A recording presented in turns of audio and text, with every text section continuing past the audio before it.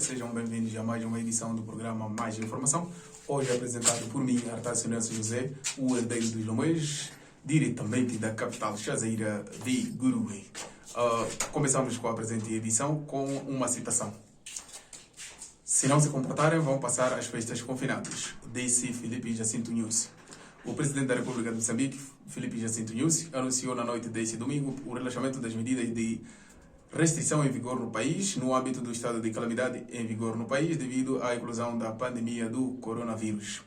As medidas em vigor anunciadas têm a duração de 2 meses, podendo ter como data limite o dia 20 de dezembro próximo, data em que o chefe do Estado vai se pronunciar, anunciando as novas medidas que entrarão em vigor imediatamente para cobrir o período festivo.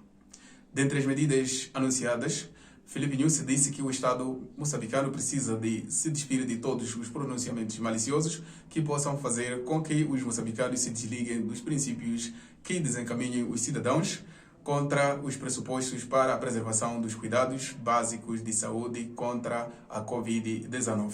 São medidas inclusas no decreto presidencial apresentado por Filipe Nyusi, manter fechadas todas as praias, incluindo Rivubwe e Tete.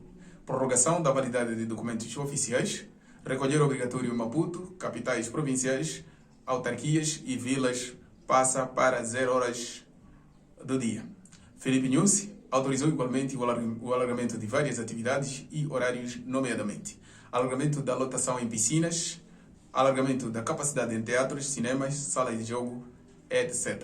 Alargamento do número de participantes em eventos sociais e privados, não excedendo a lotação de 30% da capacidade máxima, alargamento da lotação em ginásios de 30% para 50% da sua capacidade máxima, alargamento do número de participantes em locais de cultos de 50 para 100 em locais abertos e para 250 em locais abertos, sem exceder 50% da capacidade máxima, alargamento da participação em reuniões em instituições públicas e privadas de 50 para 100 em locais fechados e 250 em locais abertos, sem exceder 50% da capacidade máxima, entre outras que podem ser lidas na íntegra na página 3 da edição número 357 do jornal Macor. Seguimos com outras atualidades. Pio Matos quer OCM representada em todas as escolas da província. O país parou esta segunda-feira, 25 de outubro, para comemorar os 36 anos da criação da Organização dos Continuadores de Moçambique, OCM, e na província da Zambésia, a efeméride foi assinalada com pompa e circunstância. Para assinalar a data, o governador da província da Zambésia proferiu um discurso bastante fervoroso e apelativo a todas as crianças da província central da Zambésia. Pio Matos afirmou ser impossível comemorar os 36 anos da OCM sem falar da pessoa de Samora Machel, primeiro presidente de Moçambique, independente e fundador da agremiação. É inevitável falar do saudoso presidente Samora Moisés Machel, aquele que foi o pai da nação, aquele que olhou o futuro de Moçambique pelo caminho certo. Olhou o futuro de Moçambique olhando para as crianças, porque o futuro de Moçambique só será risonho se as crianças deste país, as crianças da Zambésia, souberem respeitar e cultivar os valores nobres dos moçambicanos. E quais são esses valores dos moçambicanos? O respeito pelo papá e mamã, o respeito pela pátria, o respeito entre vocês crianças, valorizando toda a cultura, todos os valores que fazem de nós um país respeitado, um país nobre. O timoneiro do Conselho Executivo Provincial da Zambésia deixou ficar no seu discurso alguns conselhos que, segundo as suas palavras, poderão ajudar a moldar a criança do presente para que se torne um adulto responsável e capaz de conduzir a nação para um bom porto. Ainda na atualidade nacional, temos a seguinte notícia: a Camo pede intervenção do Estado na resolução dos seus problemas. Os cegos e ambliopes da província da Zambésia apelam a maior atenção das autoridades governamentais no cumprimento dos seus direitos e pedem um tratamento igualatório na atribuição de oportunidades. O apelo nesse sentido foi feito pelo delegado provincial da ACAMO, Associação dos Cegos e Ambliopes de Moçambique, à margem das comemorações do 15 de outubro, Dia Internacional da Bengala Branca.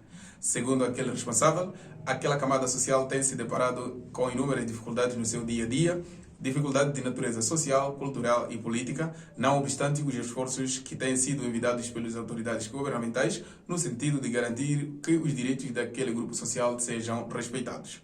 Para a nossa fonte, a falta de igualdade de oportunidade para a pessoa com deficiência visual representa um dos maiores entraves, sem falar dos crônicos problemas subjacentes, conhecidos como é o caso da falta de bengalas brancas, falta de material didático especializado em braille, entre outros. Zambésia pretende ser referência na aquacultura em Moçambique.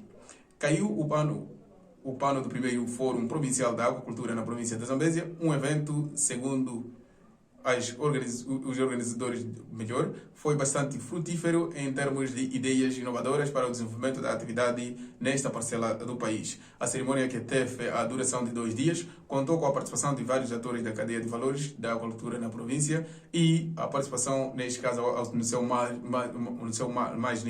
elevado nível, do vice-ministro das Águas Interiores e Pescas, Henriques Bonges. Na sua intervenção, durante a cerimônia do encerramento, Pio Matos, governador da província de Zambésia, disse que o evento serviu para refletir sobre o futuro da área e perspectivar um futuro jubiloso para a área. Seguimos com outras atualidades. Margarida Matos quer ver reduzida a taxa de analfabetismo em 2024. A esposa do governador da província de Zambésia, Margarida Matos, esteve recentemente de visitas aos distritos de Luabo e Mopeia, a sul da província, a fim de monitorar o processo de alfabetização e educação de adultos naqueles 2 pontos desta parcela do país e a encorajar a população abrangida com o programa para a aderência e manutenção. Margarida Matos, dirigindo-se à população dos 2 distritos, foi linear e contundente na sua mensagem, no sentido de apelar à população para que adira massivamente aos programas de alfabetização em curso naqueles distritos, por força a garantir que possam adquirir habilidades de leitura, escrita e cálculo, para além dos conhecimentos que os ajudarão na persecução mais segura e eficaz das suas atividades. Segundo Margarida Matos, o analfabetismo tem sido uma das maiores preocupações do governo de Moçambique desde o ano de 1978, a quando do lançamento da primeira campanha nacional de alfabetização, o que foi considerado o primeiro passo para arrumar a ideologia científica e tecnológica o trabalhador moçambicano rumo ao desenvolvimento, pois a educação é uma das ferramentas fundamentais para o empoderamento das comunidades, seja no conhecimento técnico ou científico.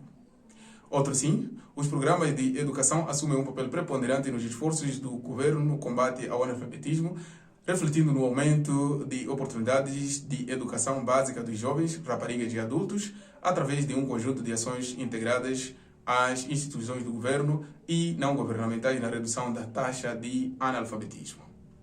Seguimos com outras notícias. Plazocam implementa ações de advocacia na Zambésia. A plataforma da sociedade civil para a saúde Plazocam, uma instituição virada no desenvolvimento de ações visando o engajamento das comunidades rurais em ações que permitam que os principais atores do setor de saúde cumpram os seus mandatos, está em processo de expansão dos seus serviços ao nível nacional. Uma das províncias onde a plataforma em alusão está a desenvolver as suas atividades é a província central de Zambésia, onde, para além de atividades de advocacia, tem vindo a desenvolver atividades de caráter social numa iniciativa local para garantir o envolvimento comunitário das populações vulneráveis através de doações de diversos produtos da primeira necessidade. Numa das campanhas levadas a cabo pela Plazoc, na cidade de Climane, o ponto focal daquela instituição, Lordino Mulemeia, disse que os valores envolvidos no processo de apoio solidário aos necessitados nesta parcela do país não fazem parte dos fundos da instituição, mas são ações de iniciativa individual dentro daquilo que representa a sua responsabilidade como representante daquela instituição da sociedade civil. Ainda na página nacional, uniões prematuras, um mal que dissipa sonhos de raparigas no país. Dionísia Ernesto é dentre várias jovens mulheres que viu seu sonho de ser professora defraudado devido a uma precoce união que teve na tenra idade de frequentar a escola.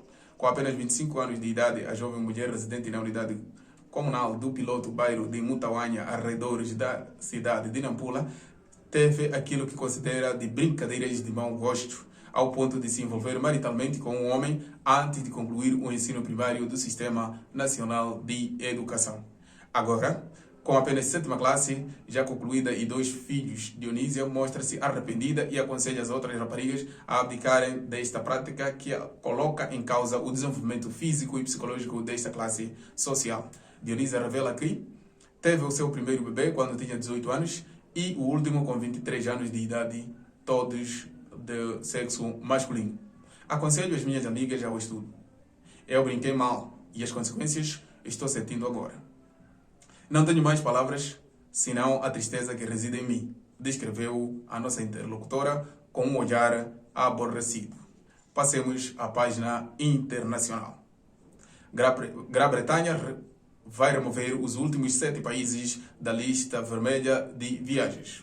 A Grã-Bretanha removerá na próxima semana os últimos 7 países da sua lista vermelha de coronavírus, que atualmente exige que os viajantes recém-chegados desses destinos passem 10 dias em quarentena de hotel, disse o ministro dos Transportes, Grant Shapps, na quinta-feira.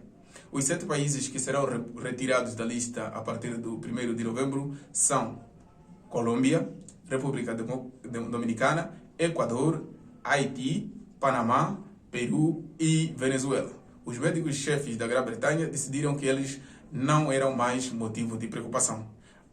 A medida será adotada em todo o Reino Unido, mas várias centenas de quartos de hotel serão mantidos em modo de espera caso as autoridades decidam colocar os países de volta na lista vermelha. Ainda na atualidade internacional, a União Europeia suspende pagamentos ao programa da ONU no Congo devido a escândalo sexual. A Comissão Europeia anunciou que irá suspender o financiamento de programas da Organização Mundial de Saúde na República Democrática do Congo devido à ação desta agência da Organização das Nações Unidas no que tange a um escândalo sexual no país. Uma carta de 7 de outubro confirma a suspensão imediata dos programas da ONU ao Congo, entre os quais de resposta à Covid-19 e ao de Ébola, num total de 20,7 milhões de euros. O órgão da União Europeia revela ter esperado que os parceiros tomassem medidas robustas para prevenir estes incidentes inaceitáveis, bem como que atuassem com convicção nestas situações. Cerca de 83 trabalhadores, um quarto dos quais da OMS, viram-se envolvidos em escândalo de exploração sexual e de abusos, denunciado por mais de 50 mulheres durante a epidemia do Ébola entre 2018 e 2020. Bruxelas pede redução de emissões de gases poluentes ainda esta década. A presidente da Comissão Europeia, Ursula von der Leyen, apelou à comunidade internacional para reduzir as suas emissões de gases com efeito de estufa ainda esta década, em vésperas da Conferência do Clima COP26. Ursula Leyen salientou ainda que Bruxelas irá pressionar todas as partes a cumprir os seus compromissos ao abrigo do Acordo de Paris e reduzir as suas emissões de gases com efeito de estufa. A COP26 decorre 5 anos após o Acordo de Paris, que estabeleceu como meta limitar o aumento da temperatura média global do planeta entre 1,5 e 2 graus Celsius acima dos valores da época pré-industrial. A União Africana vai comprar até 110 milhões de vacinas da Moderna. A União Africana pretende comprar até 110 milhões de doses de vacina contra a Covid-19 da Moderna, num acordo intermediado em parte pela Casa Branca, que adiará a entrega de algumas doses destinadas aos Estados Unidos da América para facilitar o negócio. As doses da UA serão entregues nos próximos meses, com 15 milhões que deverão chegar até finais de 2021, 35 milhões no primeiro trimestre do próximo ano e até 60 milhões no segundo trimestre. Isso é importante porque permite aumentar o número de vacinas disponíveis imediatamente, disse o enviado da UA aos Estados Unidos da América. Instamos outros países produtores de vacinas a seguir o exemplo do governo dos Estados Unidos da América e nos dar acesso semelhante para comprar estas e outras vacinas, acrescentou. As vacinas Moderna aproximarão melhor a UA de sua meta de vacinar 900 milhões de pessoas ou 70% do continente. Desta feita, pomos ponto final à presente edição do programa Mais Informação. E, como sempre tenho dito, Somos a Tumbini TV e a nossa missão é trazer para si o alento e a informação com muita CTC, isto é, criatividade, transparência e credibilidade. O meu muito obrigado, voltarei na próxima ocasião, se o Pai Celestial permitir e se o meu semelhante admitir. O meu muito obrigado.